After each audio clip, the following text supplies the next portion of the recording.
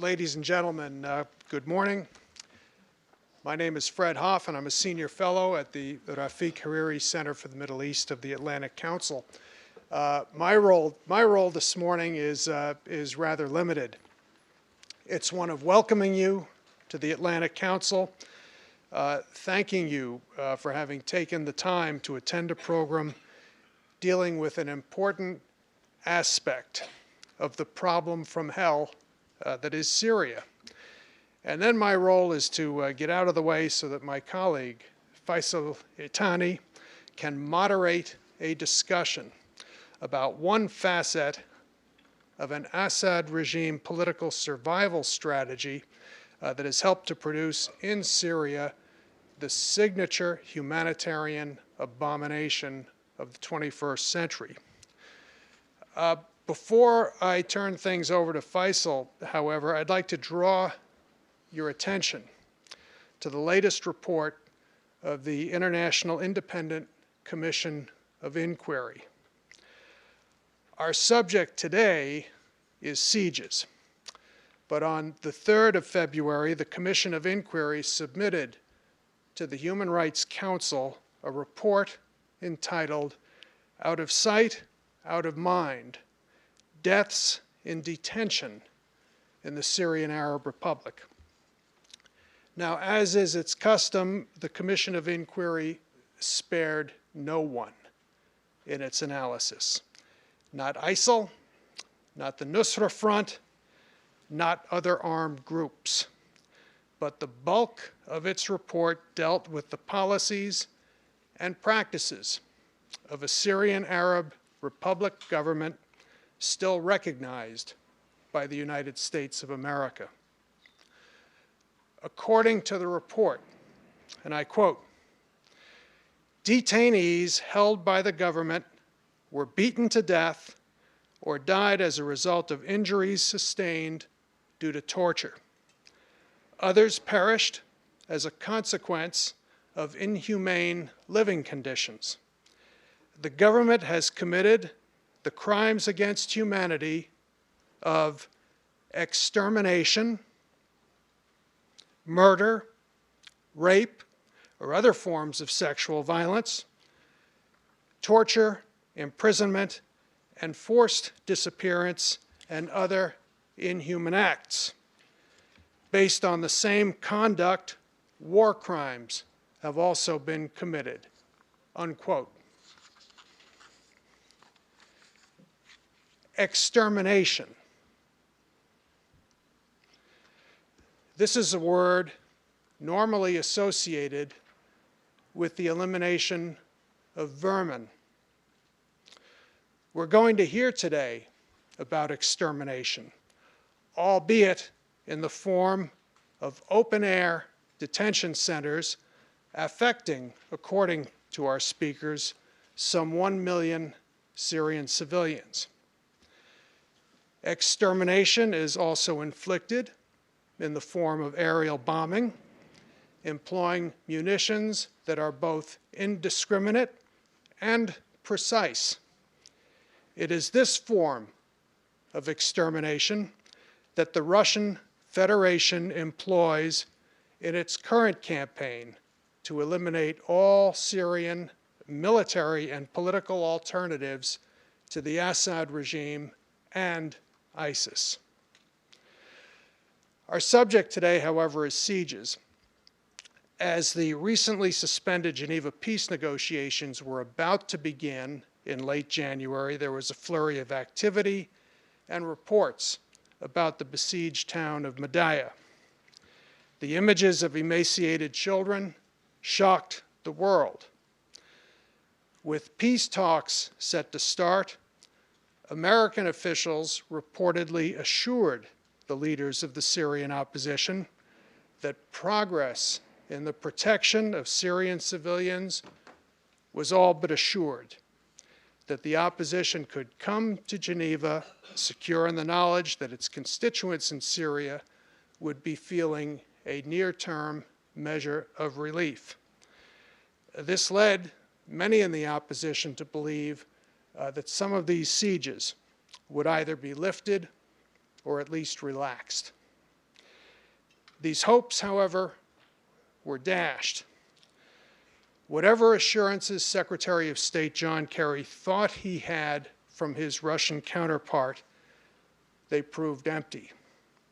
The sieges remained in place, and Russia launched a major air offensive in the direction of Aleppo in support of Iranian-led militia forces and the Syrian army.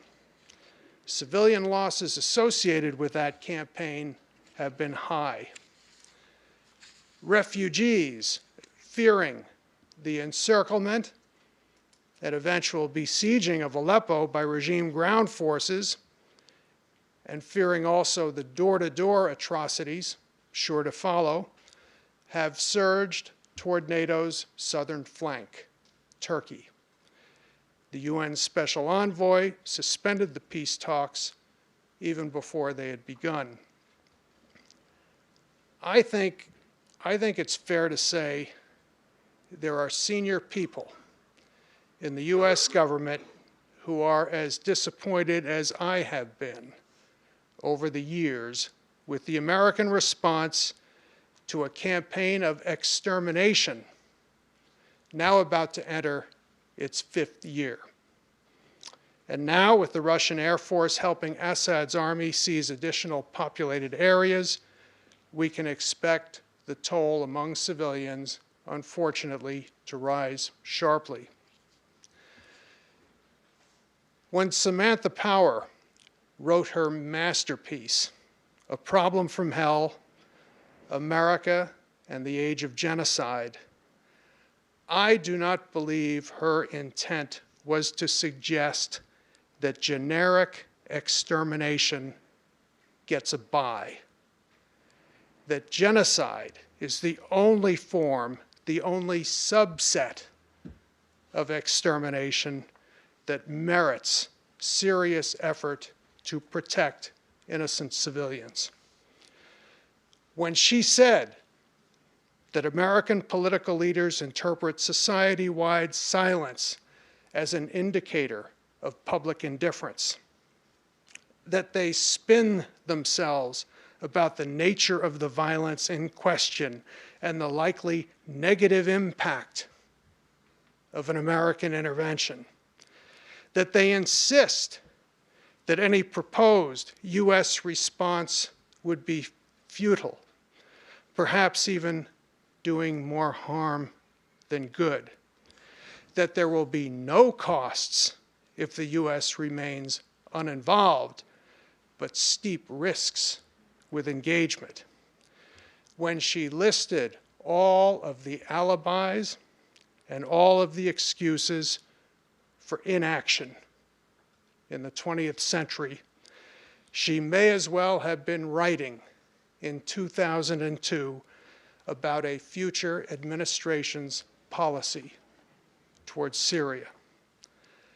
After nearly 5 years, the administration has protected not a single Syrian person in Syria from an Assad regime using extermination as its primary tool for political survival.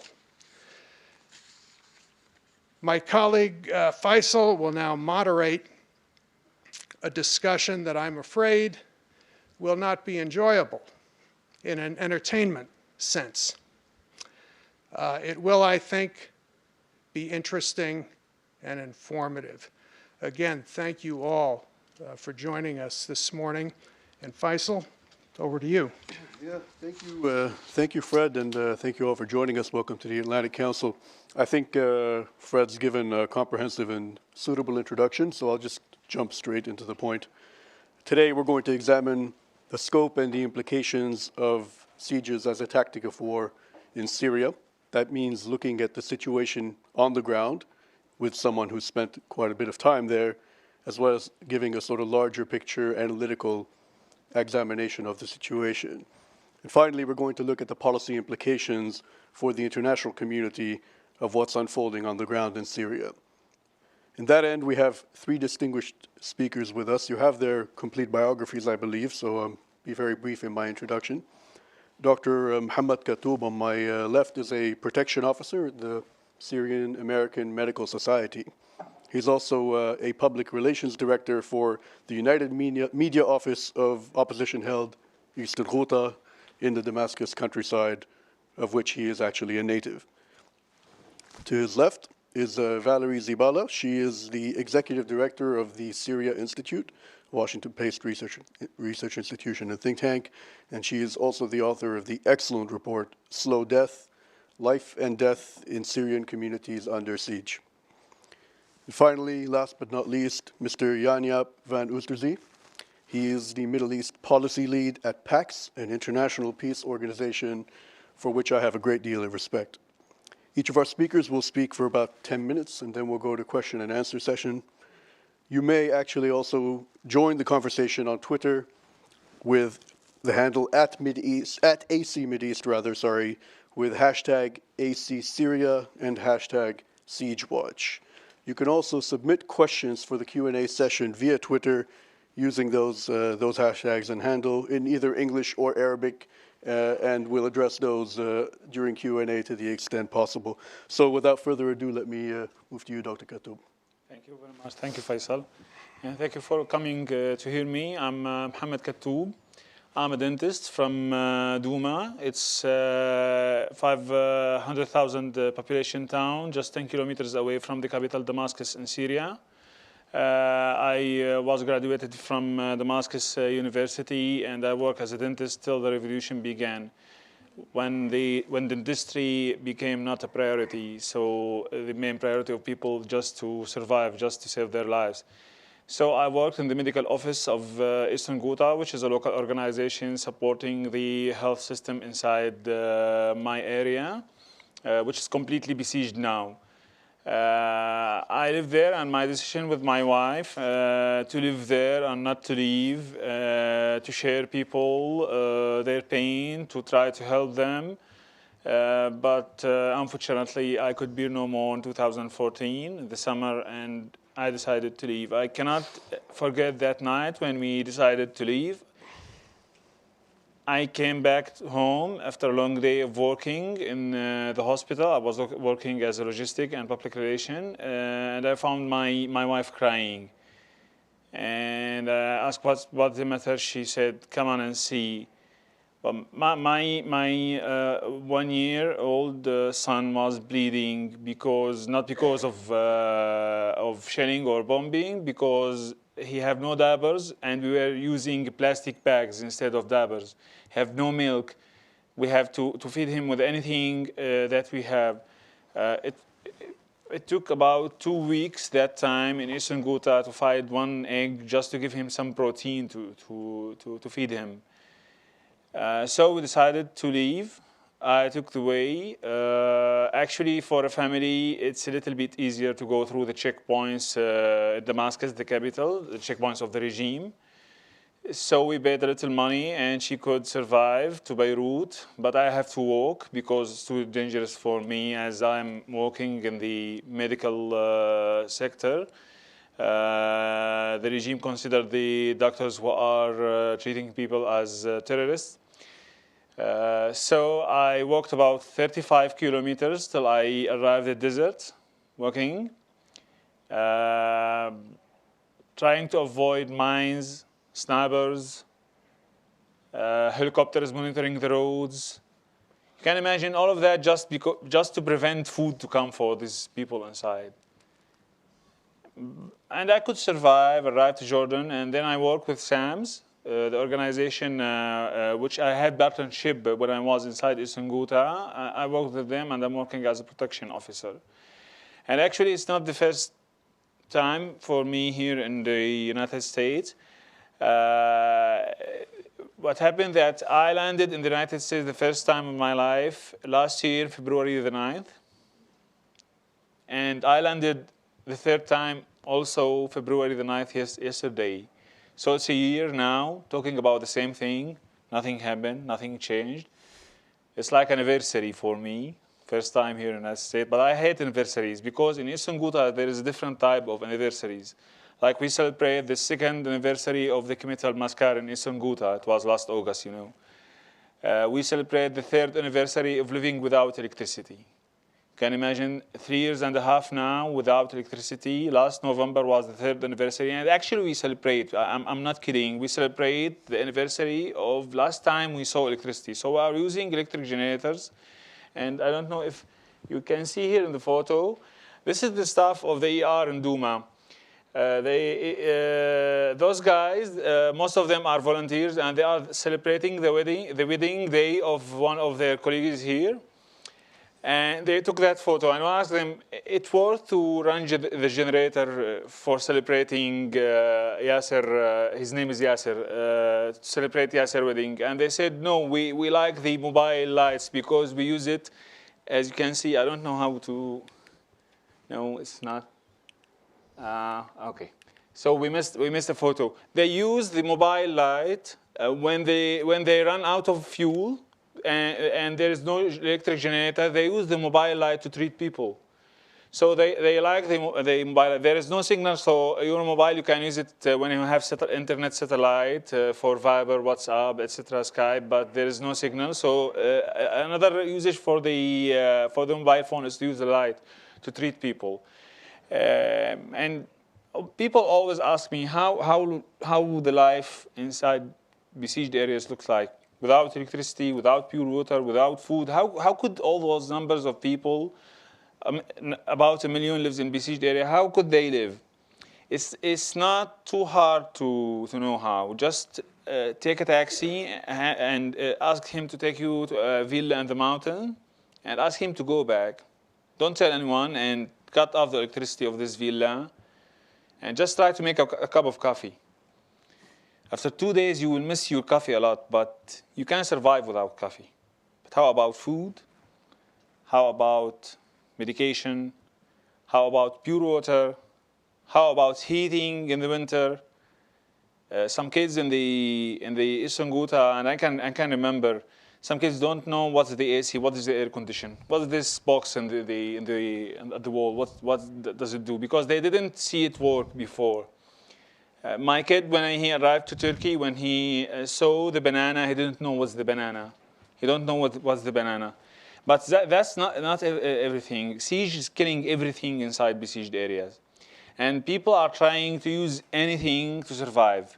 You can see here in this photo, this car. They are still using this car after a lot of bombing and shelling because it's the only thing that they have. You can see you will live in the dark ages when you are living in besieged areas. But imagine the villa. What's your main concern will be? Just to feed your kids, just to provide medication for them, just to make them survive. Actually, there's a lot of people died from starvation in Syria.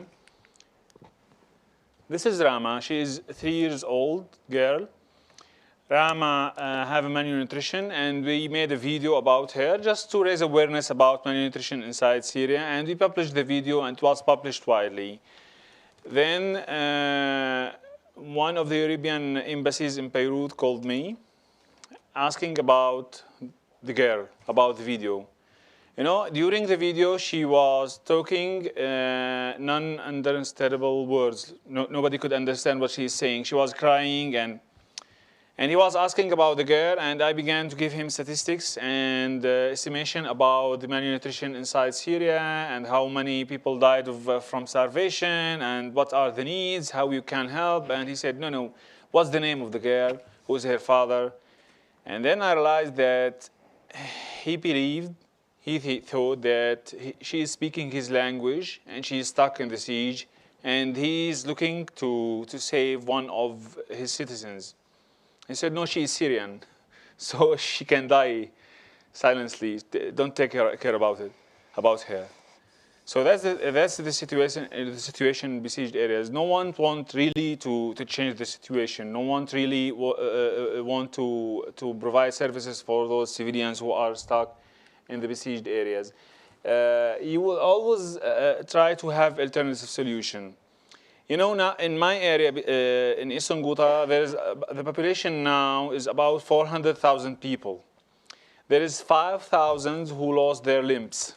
because of usage of cluster bombs, mines, airstrikes, all that kind of weapons. And you know, just last 4 months, when the Russian intervention began, the number of people who lost their limbs increased a lot because of usage of cluster bombs.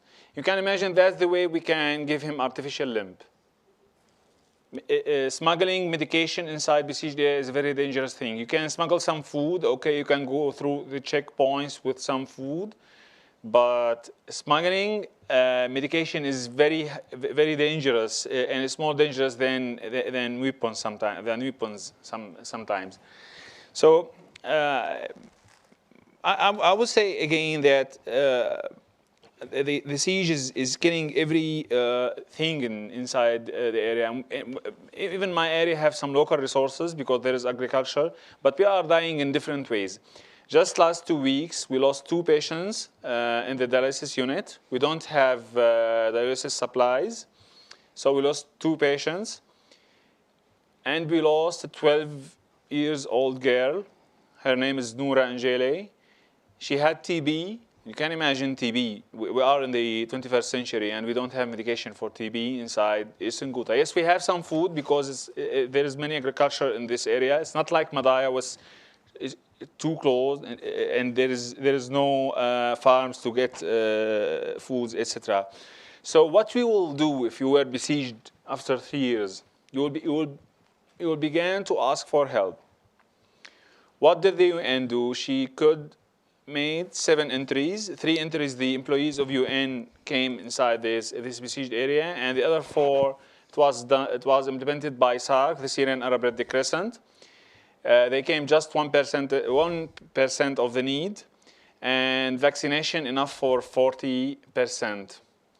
Just imagine the situation of the doctors. You have to decide who will take the vaccination and who will not. If you are a father and you have 2 kids, and they said to you, give me a choice, give me a decision, who from your kids will have vaccination and who will not have the chance? It's too hard to decide.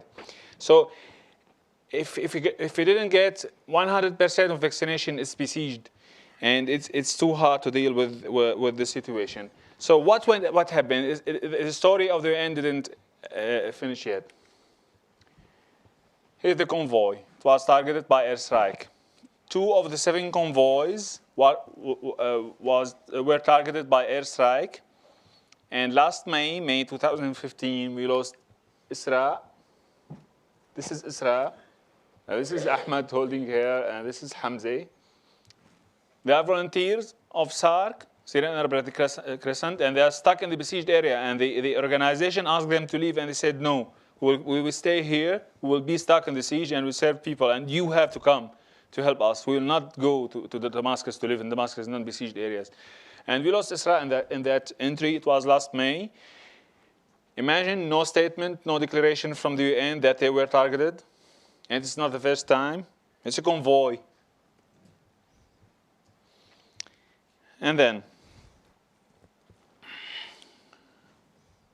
the situation is the same.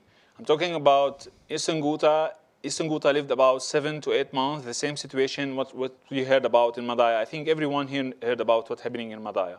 And then the things began to became not better, not worse than before, because people began to have their alternative solution, as I mentioned. We are manufacturing many kinds of medicines. We are producing the artificial limb that you saw. We have a factory which is producing gas inside Eastern Ghouta, many agriculture, but till now it's besieged. What happened in Eastern Ghouta happened before in Homs, and is happening now in Madaya, and will happen tomorrow in Ma'addamiyya, and the Tel is in the way. There's about 1 million now in Syria, and just last 10 days, thousands of families are stuck on the Turkish borders. Do you know why? They live in Aleppo, and they used to receive barrel bombs, chemical attacks, airstrikes, all kinds of weapons, but they didn't flee. Now there is a threat for their areas to be besieged. Siege will kill everything. You can't hide from airstrike. You can go under the ground to hide from a barrel bomb. But if you don't have food or vaccination, you cannot hide anyway. You cannot go anyway, any place. But still, what do you think we need? Breaking the siege will not be by a convoy. And I said, because siege is killing everything, convoy will not break the siege. And we need that. There is a resolution about besiegement, about the siege. We need that resolution from the Security Council to be implemented and to have their monitoring mechanism for them. And we need that the basic needs like food and the vaccination, like medicine, it's not a matter to wait for a negotiation or for a deal between the parties. And I think supporting development and local resources to make sustainable projects inside those besieged areas is something very important. Here, still there is life there. People want to live. They are playing football. And they watch the FIFA Cup. People are still there and want to live. And I want to, my dream is to come back and practice dentistry. I miss dentistry. I could have asylum after now 1 year outside of this besieged area. I go around the world, Europe and here several times, talking about besiegement and about airstrike against civilians. And I don't want to have asylum. I want to go back to Syria. So please help me. Thank you very much.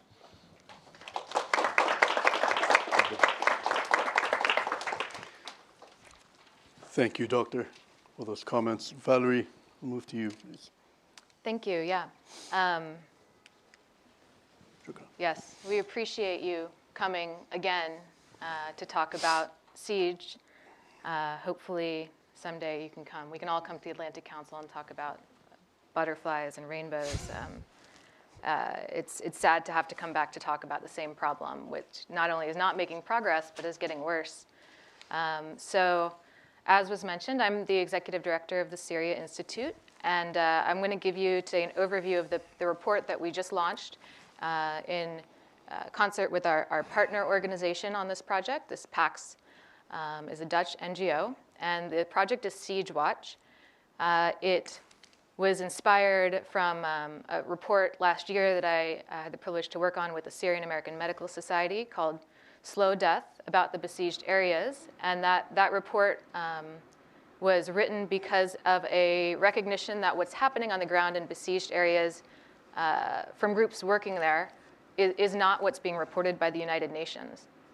The situation is much worse. It is much bigger.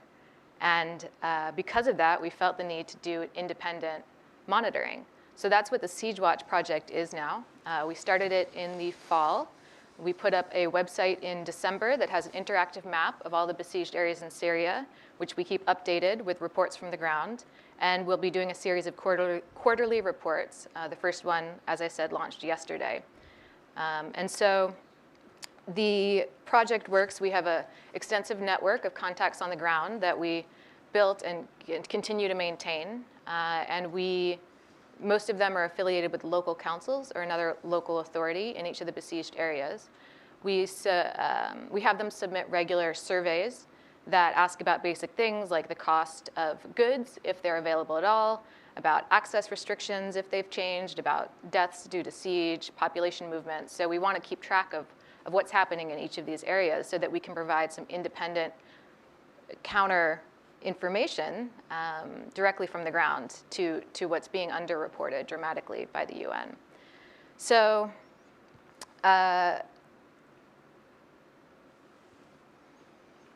let me give you, I guess, the definition. And we use the exact same definition of siege as the United Nations, the UN OCHA, which monitors these. The definition is, for the purposes of the Syria conflict, a besieged area is an area surrounded by armed actors with the sustained effect that humanitarian assistance cannot regularly enter and civilians, the sick and wounded, cannot regularly exit the area. So this is the criteria that we use. With all these surveys, in our first baseline survey, we received responses from about 30 areas, and we've continued to expand our network since then. We find that there are a number of common characteristics among all of the areas that are besieged by the Syrian government, which is almost all the areas in Syria that are besieged. and Deir ez-Zor, which the UN says is besieged by ISIS, but which people on the ground will tell you is besieged by both the Syrian government and ISIS, which are both preventing. ISIS prevents food from coming in, the Syrian government prevents civilians from exiting. So all of these areas share common characteristics. One you've heard about is deprivation of basic goods needed for survival: food, electricity, water, medicine. Violence.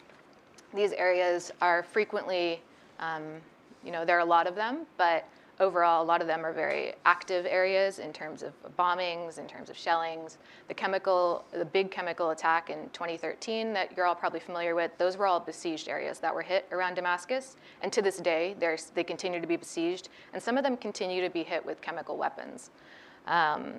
You find economic collapse in the besieged areas, and the traditional economy has been replaced by economy of siege that is based on extortion. Goods are sold across the checkpoints. Oftentimes, the Syrian government has turned this into a money-making enterprise where they'll allow certain traders to go in to maybe the one functioning checkpoint with certain amount of goods, not enough for the population, and they'll sell it at exorbitant, like 1,000 times markup in some cases, as an extractive mechanism. And this loophole is enough for the UN to not consider an area besieged, which is we think is probably not a good loophole and should be closed. We don't think it's very accurate. And then another part of that economy is smuggling, and then local production in areas that have access to agricultural lands, which some besieged areas are more urban and they don't. You find that there's massive displacement in the besieged areas. People obviously moving out, and then within the wider siege cordons, like in eastern Ghouta, you see people being displaced from one besieged community to another. As in opposition-controlled areas across the country, there are local control mechanisms, local governance in the absence of central government, local councils, and then you also have armed groups active in many, but honestly not all of the besieged communities. And then I guess two aspects that may not be quite as obvious that we found. One is the adjustment. You're talking about areas, some of which, Madaya in western Ghouta has been besieged since late 2012. So multiple years on end without access to the outside world. And Madaya has never been once reached with humanitarian aid. So people have begun to cope and learn to deal with the primitive lifestyle without electricity. They've gone back to the Stone Ages. And because of that, in some cases, you see a slight increase in quality of life as you become better at Stone Age practices, ways to cook your food, ways to deal without electricity. And then the final aspect is recruitment. We find that in the besieged areas, unemployment is high. In some communities, it's 100%. So you have a lot of disaffected, angry, abandoned people, and they are very heavily recruited, both by extremist groups and also by the Syrian government, which tries to get people to join its militias. So you find these pulls from both ends, and this is a problem that is going to be around for a long time, so it shouldn't be ignored by the international community. So this map up here shows you the general locations of the currently besieged areas in Syria. As of yesterday, we added eastern Aleppo city to our watch list, so that will be on the map possibly because of the regime and Russian offensive threatens approximately 300,000 people with siege in eastern Aleppo. I'm going to go quickly through these areas in a little bit more detail. We encourage you to go check out our report, siegewatch.org, to get more details on them. This is eastern Ghouta. This is Damascus, and you see the arrow there pointing to it. In blue, we have our watch list areas, although Al-Tal, at least, we believe, is completely besieged and should be considered as such. We just don't have the data yet to draw that inference. All of the red and green are besieged areas.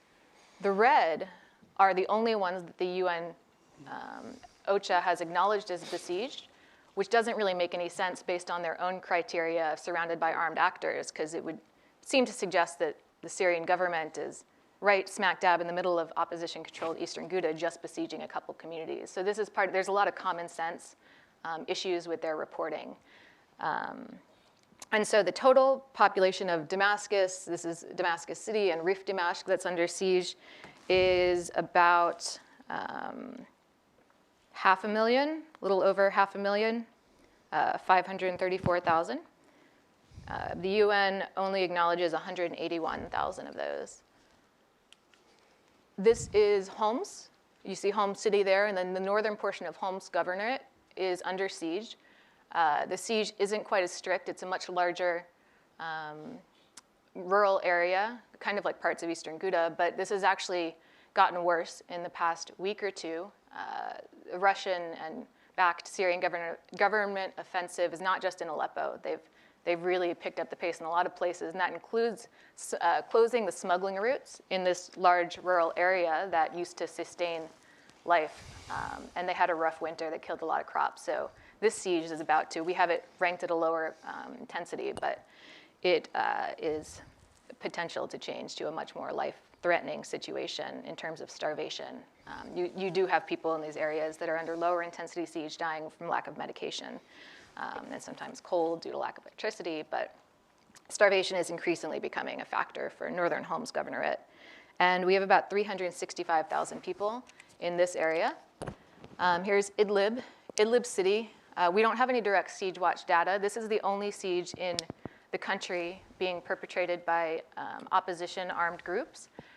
It started last year when they took over most of Idlib province. And Fu and Kafraya are these small towns to the north of Idlib city that are pro-government and got left behind and unattached from the main government ground forces. So they've been under siege.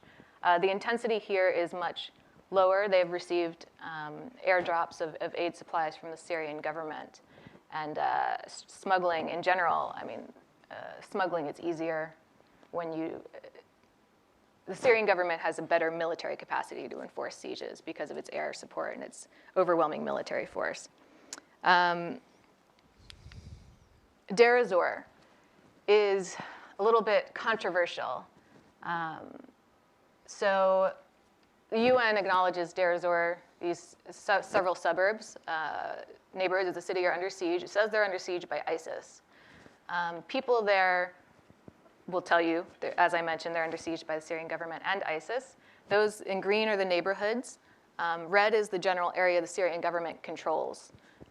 We see the exact same thing here as in the eastern Ghouta and other government-besieged areas where the regime will force people who want to escape to pay extremely high bribes, basically.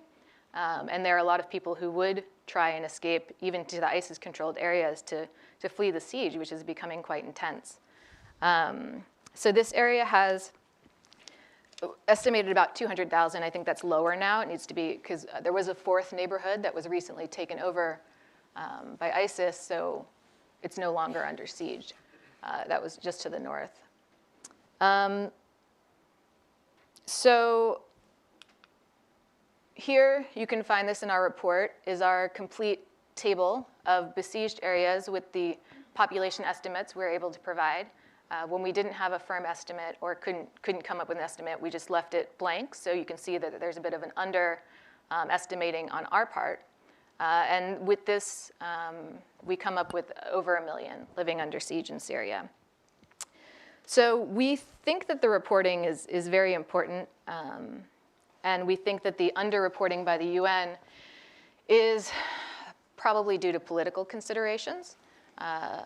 But it's very obvious that the crisis is bigger.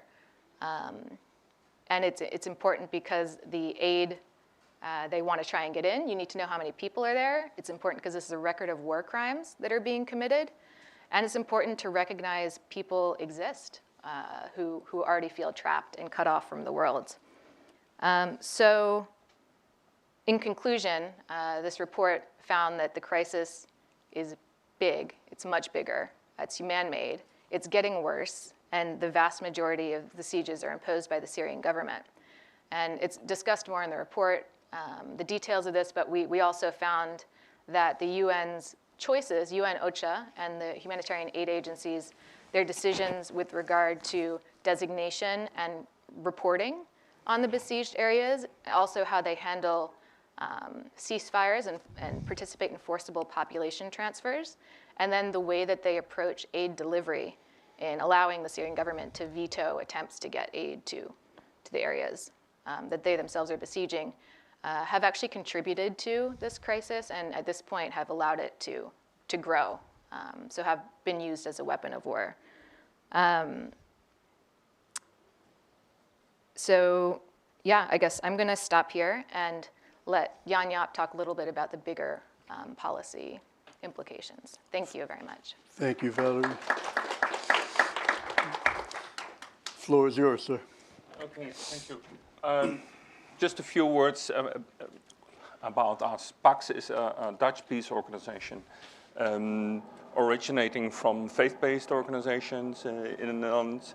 And we are, if anyone knows it, connected to, associated to the network of Pax Christi networks. But we developed, after being much more a movement in the 70s and 80s, into an organization really working professionally with civil society and peace activists in many different conflict areas. We're working now in about 15 different conflict areas around the world, including in the Middle East, in Syria, Iraq, Lebanon, and Israel and Palestine, and on global issues like bans on cluster munition and landmines, on nuclear disarmament, and on the regulations of extractive industries in conflict areas. So it's a quite wide range of things we are doing. What I'm doing there is advocacy work on the Middle East. PAX has been working in Syria way before the revolution or the uprising, when the conflict started in 2003. Since 2003, we've been working with very small, very brave civil society activists. So we have quite a history of working there, mainly with people from the Damascene intellectual circles. That was our main focus. But that shifted, of course, when in 2011 the whole conflict started, and we shifted we started to work with new civil society groups and also with local councils that were set up in different places in Syria. Then in the first years of the conflict, our focus was very much on assisting these civil society initiatives and working on a sort of de facto transition that they were trying to create in Syria. And we're still doing that. We're still supporting some hopeful, brave initiatives that are still there. We are supporting a few schools in Aleppo. We are, at this moment, very worried about what's happening to them. We are supporting a community center in Zarakeb. So quite a few of these very smaller projects where we're still working with civil society activists, but our main focus is getting more and more on the question of protection of civilians in Syria. We thought it would be good to build further on the work that SAMS has been doing with the slow death report. And we're very happy that Valerie was enthusiastic to continue this work with us. And we thought it's really important to look at least at one of the aspects of the Syrian conflict much more closely. And we thought that focusing on the sieges also is a way to explain a lot of the conflict, or what it means for civilians to be in this conflict in a nutshell, so to say. We got some critical questions why we are so focused on numbers. And actually we hate being focused on numbers. Every civilian caught in conflict, every child dying of starvation is one. It's too much. As we often said, there are not 250 or 250,000 civilian casualties. There are 250 times a brother, a sister, someone's teacher, or friend or dentist who have been victims of this conflict. It's true enough if it's so many times a person. But still we think it's important to do this. Why? It's to show how much this is a pattern, how much besieging communities is a structural phenomena of the conflict in Syria, how much starvation really is used as a weapon of war. This is not a sort of unpleasant coincidence of the conflict. It's systematic. It's part of the it's part of the policy, and it's clearly mainly part of the policy of the Assad regime. We also do that because we hope in this way we can recognize what is the trend. Is the situation getting worse or is it getting better? Well, so far we only have indications that the situation is getting worse. But we hope, of course, by having quarterly reports and having this map, which we try to update whenever we can, whenever we get new information, to be able to show what the trend is. We had a little spark of optimism, of course, in the beginning of this year with the start of the Geneva process. And we thought, well, this should show whether any sort of political process actually has an impact for civilians on the ground. We think the main thing we hope to achieve at this moment is that, first of all, that the problem of besieged areas is recognized in its full size, in its full extent. And we hope that whatever is there of a political process, how pessimistic we are about the political process anyway, but whatever is there is used as a sort of momentum to make clear that lifting the sieges and a few other steps, like stopping aerial bombardments on populated areas, that these are absolute necessities for any sort of political process. There will not be a political process if there is no steps in this. And this is not because the Syrian opposition needs an excuse to run away from the negotiations. That's not the situation. The situation is the Syrian opposition will have no leverage on the people in Syria if they can't show that anything has improved there. So they really need to show that there is progress. And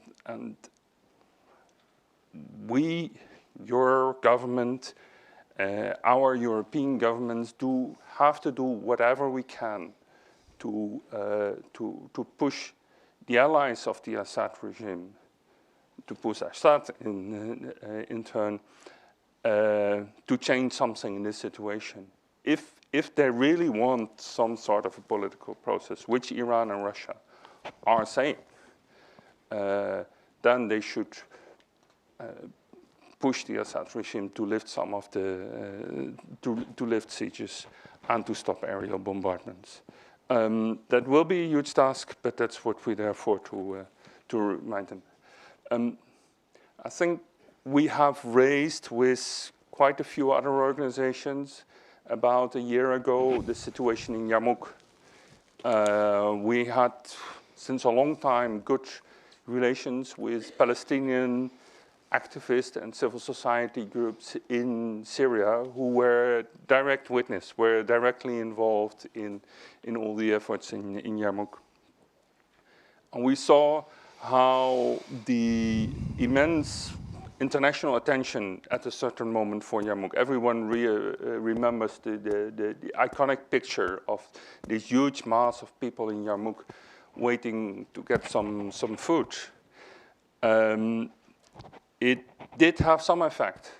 It showed that even the Assad regime does feel that sort of pressure. I think we saw that again with Madaya, that a lot of international attention helps a little bit to get some. It didn't lift the sieges. The situation is still very terrible, but at least there were some convoys that getting in, and there is at least attention. But I think the mistakes that but at least Western governments are making over and over again is that if there is one very tiny positive signal, they sort of release the pressure on the Assad regime. Well, that's what we therefore to remind them to continue this pressure on the Assad regime and its allies, that these are war crimes that need to be stopped. Thank you. Thank you, sir. Now we're moving on to the question and answer portion, which I'm going to start actually by posing a short question to each one of you. My first question is to Dr. Katoub. I was hoping you could tell us a bit about how these sieges are enforced and how it is that they can be circumvented, compromised. Is this different across different areas? My question to Valerie would be, what do you see as the sort of criteria for when it is a party decides that this place needs to be besieged rather than captured, ignored, etc., or just bombed? And do you think Eastern Aleppo meets those criteria, and why? And finally, to Mr. Yanya, I guess my question is, in your advocacy efforts, what is the single greatest obstacle you've come up against, and do you imagine that this will improve in the next coming months given the military situation, or get worse? Please, Dr. Katoub. Okay, excuse my little English, so please if you can explain the... Basically, كيف بيطبق الحصار? Yeah, okay. So, first of all, the regime began to cut all the main roads which lead you to the area which were decided to be besieged. Especially in huge areas like Eastern Ghouta, because Eastern Ghouta, just the eastern side is about 35 kilometers. So it's too hard to put checkpoints around those 35 kilometers. He began to put mines all the road, cameras, because there is a train line, so there is electricity around all the train. So in every point he have a camera watching the roads.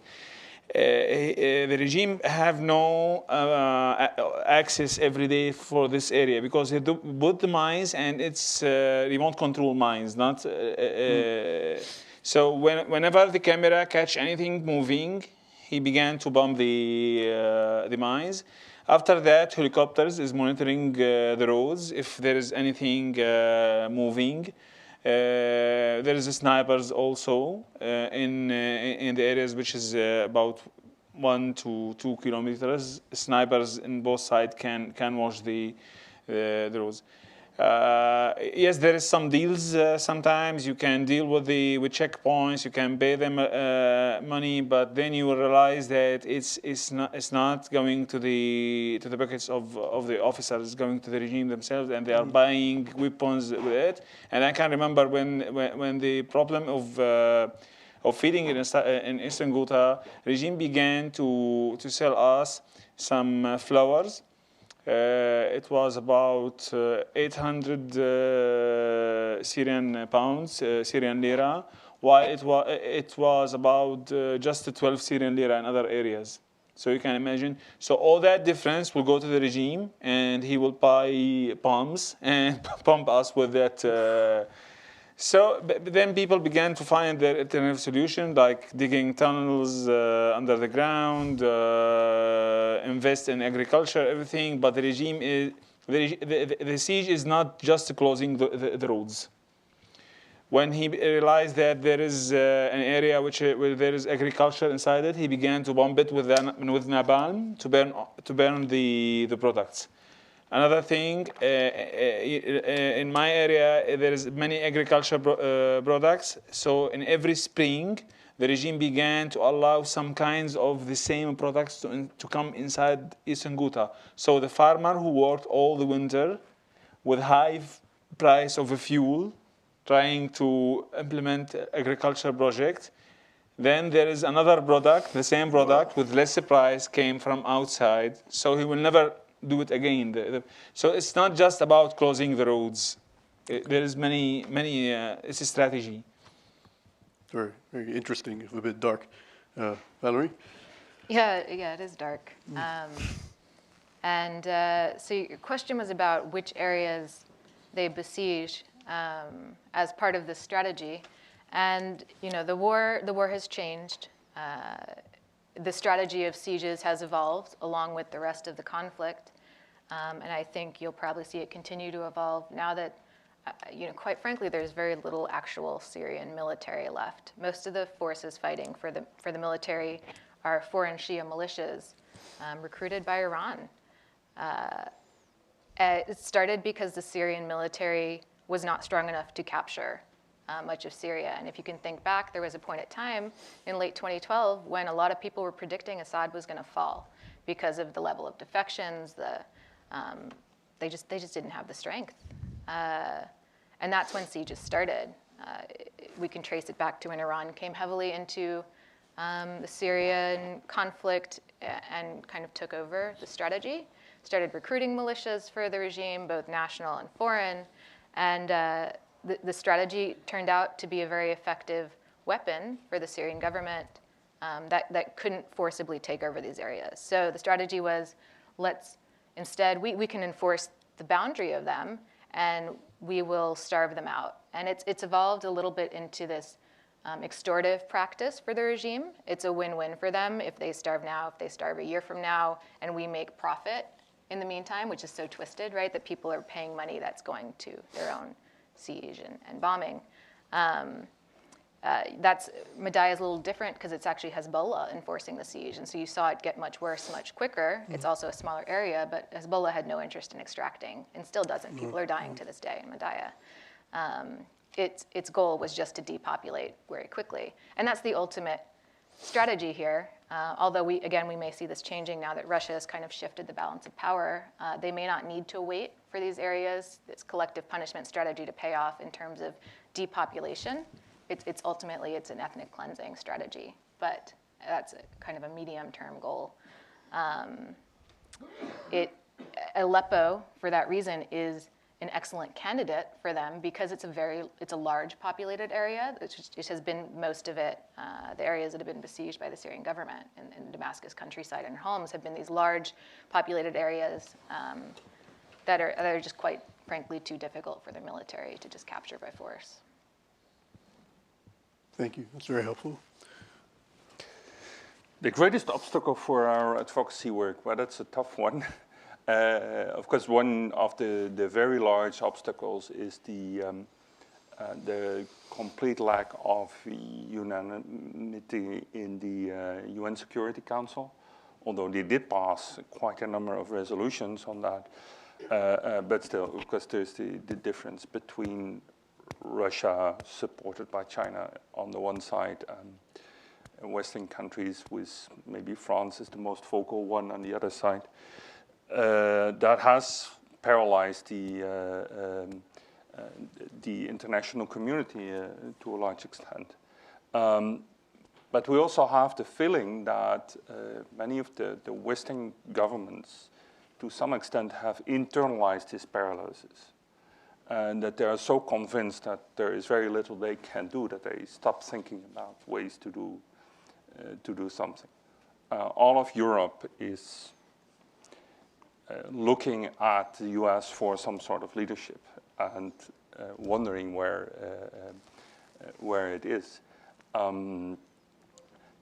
The two other European Security Council members might still sometimes take a bit of a role of their own, but also lack some sort of leadership. I think this sort of internal paralysis is really quite strong,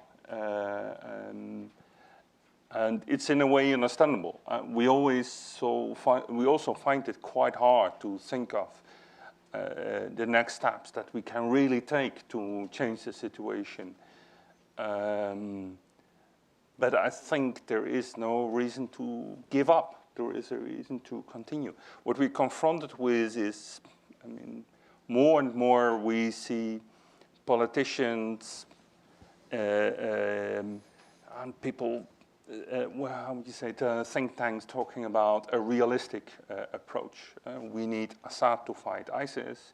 We need the Russians to fight ISIS. So we might need to find a way to deal with that. Well, from Europe speaking, we see what this realistic approach is bringing us. It's bringing us the situation where a large part of the Syrian population actually is trying to move to Europe because that's the only place that in this sort of realistic future scenario for Syria, there is probably not going to be much place for a lot of its citizens. And that is already an increasing problem we are having to deal with, and it will only grow in this way. Thank you. Right, at this point, we will move to audience Q&A. I'll be taking some questions. I'd ask that you briefly identify yourselves when you're called upon, and you certainly have prerogative of directing your questions to a particular speaker. My only request is that you actually make them questions and you keep them rather brief, and that way we'll be able to incorporate and include as many people as possible. So please raise your hands if you have a question. Tyler. Thank you. Thank you all for being here. My name is Tyler Thompson with United for a Free Syria. I heard recently, I believe it was a representative from the Syrian government, that the only people left, and this question is for anyone who can answer it. I heard that the only representative of the Syrian government said the only people left in these besieged areas are terrorist fighters, their wives, and their children. And so it's okay to trap them under siege. So I would just ask the panel to respond to that assertion, and also, if true, whether that even matters for humanitarian purposes. Thanks. Yeah. So the first one is a question about factual question, but the second one is an interesting analytical question. So what if actually they're only fighters, and what difference does that make in terms of both classification and policy implications? I defer to whichever one of you wants to tackle it first. Well, I will answer. I'm from besieged areas, and I was besieged. I'm not a fighter. That's it. And he still supports the medical. I mean, all you have to do is look at the social media feed of any organization, hospital, local council, to see photos of the women and children. Although there are certainly men that are also not fighters still there. Many of them are talking to the media activists. Many of them are reporting to Siege Watch. The second part of the question is it does matter. That's not true. And the Syrian government's definition of terrorist includes everyone who's not pro-government. So their definition of terrorist is wrong. I think they consider SAMS, Syrian American Medical Society, to be terrorists. This is a DC-based American nonprofit that does medical aid. Terrorists. So, no, there are many non-fighters in the besieged areas, but from an international law perspective, siege is not illegal as a strategy of war against your enemy. Where it becomes a violation of international humanitarian law, international human rights law, is the civilian component. Collective punishment is a war crime. Prevention of civilians for medical aid is a war crime. Prevention of aid workers to food, access, any human. There's dozens and dozens of things that are war crimes. So yeah, it does matter. I didn't know that. It's interesting. Sir on the left. Hi, my name is Dimitri. Thank you very much for your presentations. My grandfather fought in World War II, and he said it's impossible to describe or depict war. So, and I think that's kind of applicable here. So my deepest condolences to what you're going through there in Syria.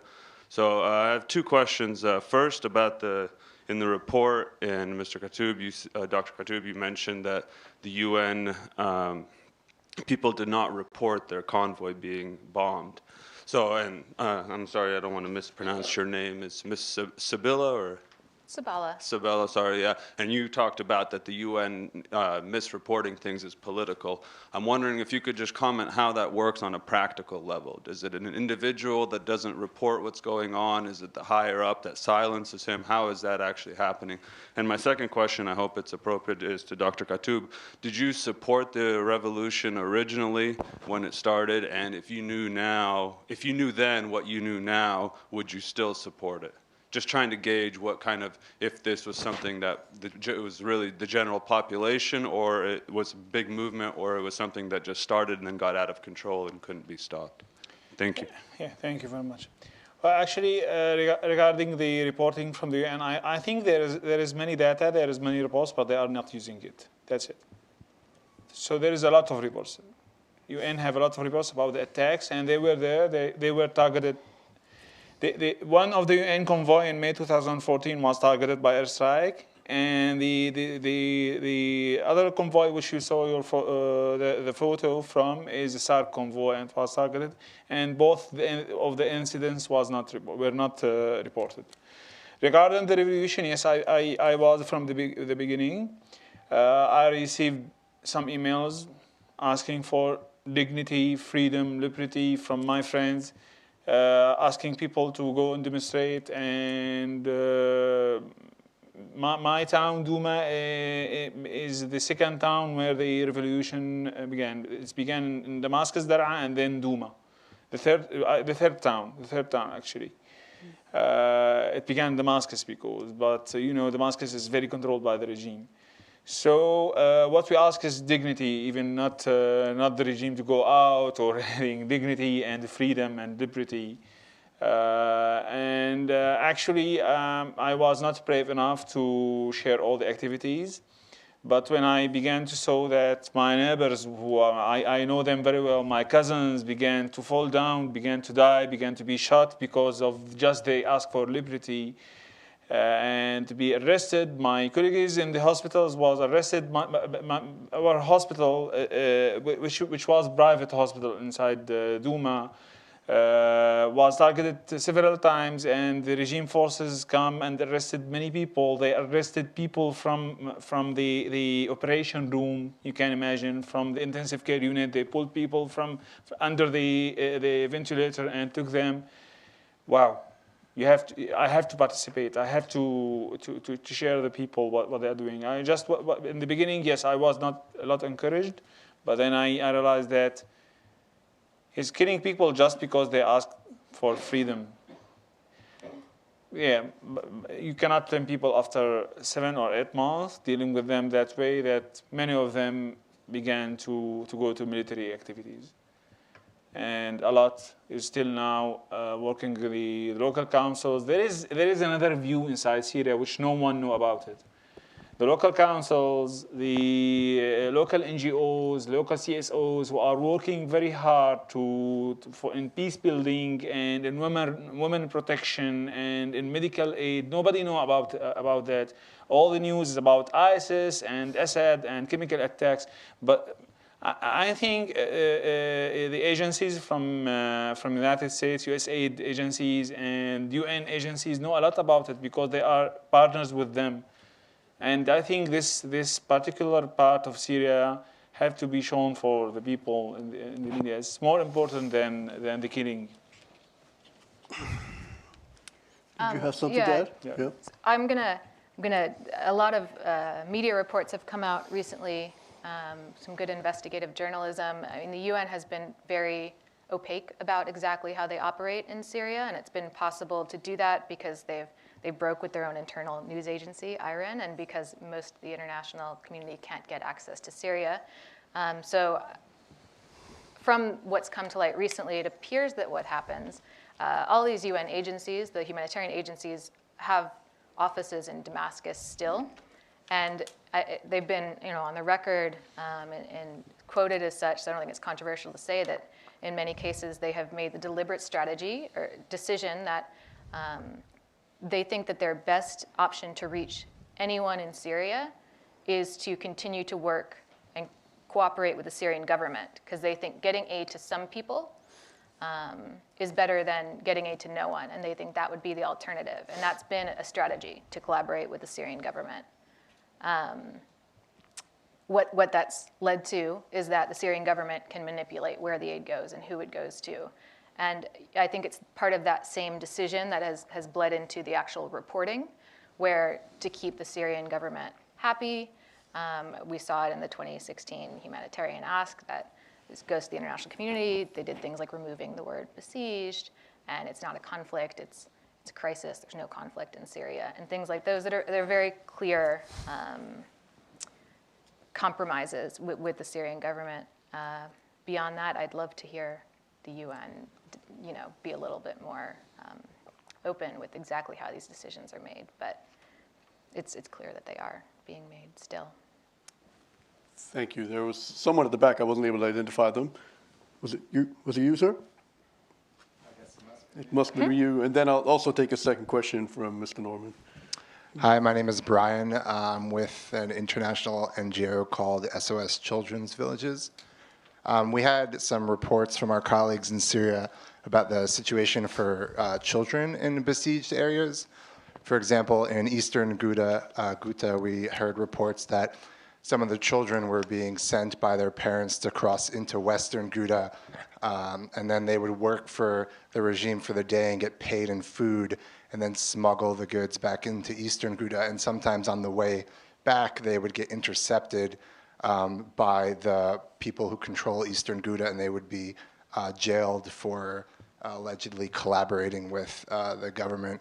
Another report we heard from Madaya, when one of my colleagues interviewed a little girl, was that she would be asked by her family to sneak out of Madaya, go over some hills, maybe mountains, into areas where she could actually get some food to bring back to her family, because children are smaller, more agile, and less likely to be caught by whichever force is besieging the town. So I'm wondering if you guys could talk a little bit about how it's like for children to live in a besieged area, not just the fact that they're more vulnerable simply because they're children, but also how they're being, I don't want to use sounds a little bit exploitative, but how they're helping, let's say, their families by being sent out and sneaking around to get food.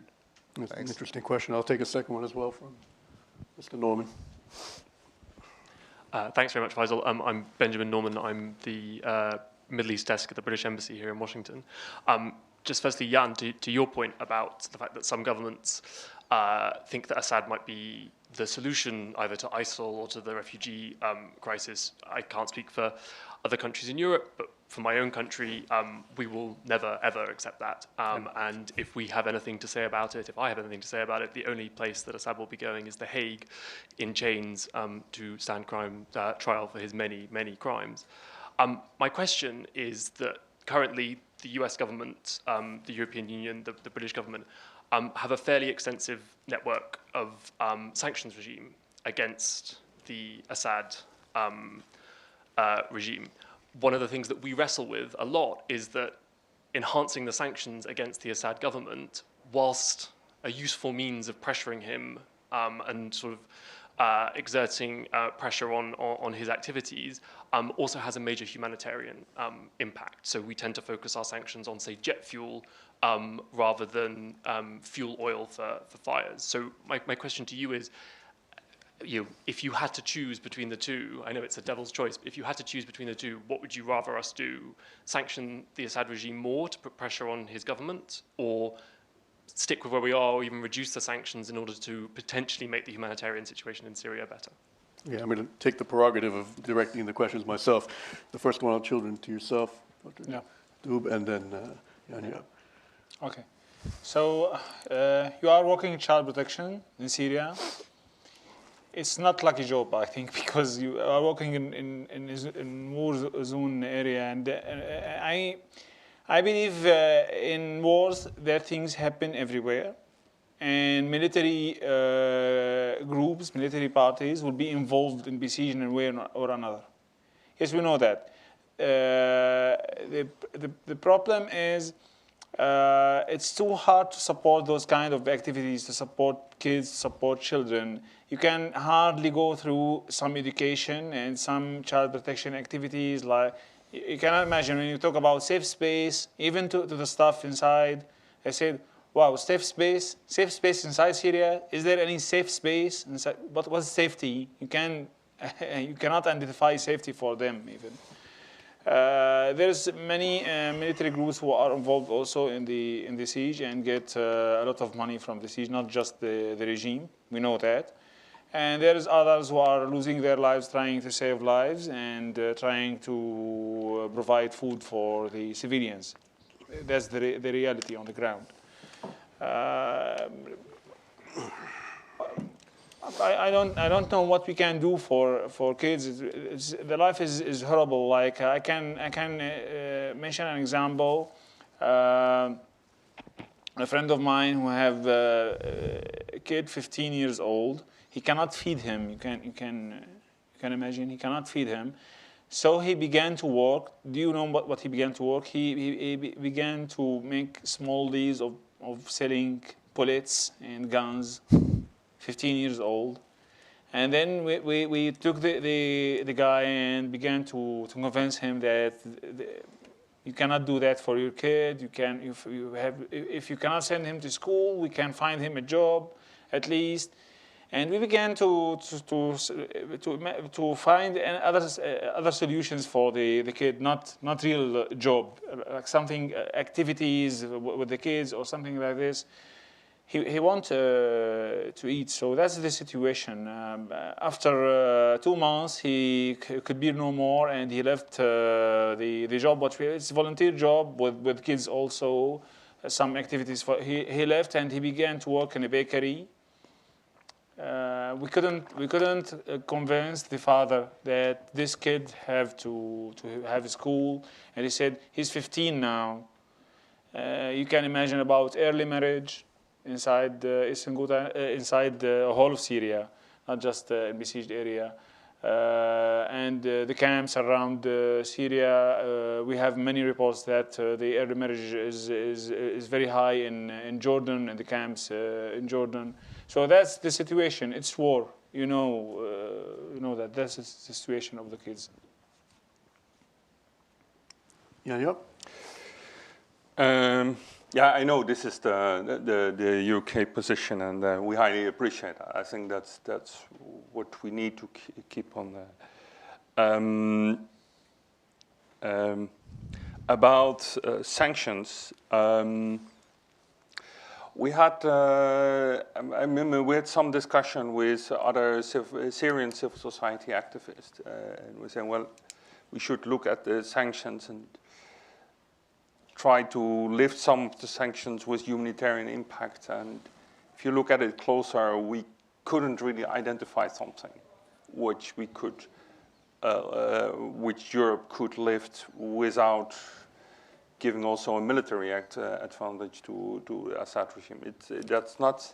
That's really hardly doable. I think it would also give the wrong signal. I think there is very little we could do in lifting sanctions to improve the situation in Syria. And I also am quite convinced, and I know most of the Syrians are completely convinced of that the horrible humanitarian situation in Syria is maybe only for a very small part a result of sanctions. There was a situation where Syria could produce its own food. It was exporting food. Actually, there were. It was to some extent a really relatively self-sustainable countries, and it's not the sanctions that created that, but it's mainly the conflict itself and the behavior of the regime. Of course, we do run into very weird dilemmas. One is that because the sanctions on oil exports, but also sanctions on oil exports to Syria, lead to a situation where the Assad regime is buying its oil from ISIS, and in this way strengthening both parties that we do not want to be strengthened in this situation. But by changing that and starting to sell fuel again to Syria, I don't think that would really solve that as that dilemma in a good way. Well, thank you, Jaap. Well, technically, we're actually out of time. I know we started a bit late. Those of you who have to leave, I won't feel hurt, but I will take one more question. You've been very patient, so please go ahead. My name is Will Todman. I'm from Georgetown University. Thank you. Firstly, thank you very much for your insights this morning. Valerie, I was wondering if I could ask you a question about your classification. You said about the situation in Deir ez-Zor being described as a double siege, which I think is certainly an accurate from what I've seen. Based on research I did for Mercy Corps this summer, it seems we conducted surveys also with residents living in Eastern Ghouta, and actually every single one of them, in response to our question, who benefits from the siege, said both sides benefit. And they described instances of Jaish al-Islam or other groups in the area conducting certain measures which might be comparable to how the regime is acting in Deir ez-Zor. I was wondering why you decided to only list Deir ez-Zor as a double siege, and to what extent you think it might also apply to other areas. Yeah. Well, they're very different situations. In Deir ez-Zor, the Syrian government actually controls checkpoints and prevents access. That's not the case at all in Eastern Ghouta. What I think you're describing is groups that, armed groups that are within the siege boundary that are probably in control or hoarding of goods, and thereby maybe doing some of their own kind of extortive practices, which is a problem, and it's its own problem. It doesn't mean that they're besieging the area. So that's why we didn't list it that way, because it describes a very different situation.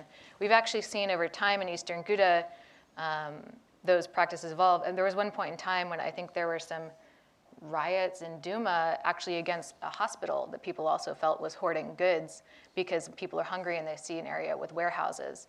But in 2015, in these recent surveys, we saw people talk about a slight change in Eastern Ghouta in particular, where armed groups also, they had more access to goods and they hoarded them and they kept them away from people, and people were certainly angry about that.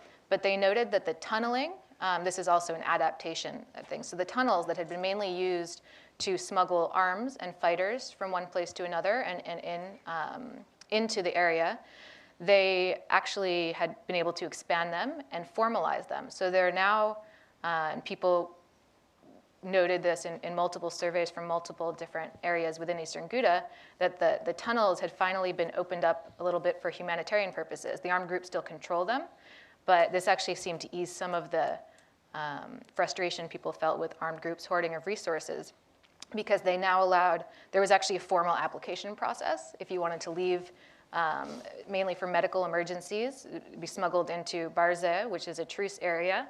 But they now allow, they have a certain tunnel that is designated for civilians, and this has actually allowed more regular supplies of goods to be smuggled in. And so people noted that because the armed groups were smuggling in more supplies in greater volume, they were actually able to compete with the pro-regime traders that were at the main checkpoint, the Wafidin checkpoint near Duma, and were driving down the price of goods, not to a normal level, but it was really interesting to see this shift in dynamic. So that's the situation of the armed groups in Eastern Ghouta, different than besieging an area. Yeah, it's a good question and a very useful answer. Thank you. We actually have to wrap up. Thank you so much for bringing so much substance to the discussion, all three of you. And I also admire the passion you bring to your work. So please join me in thanking our guests and in wishing them the best of luck. Thank you. Thank you. شكرا. يعطيك العافية.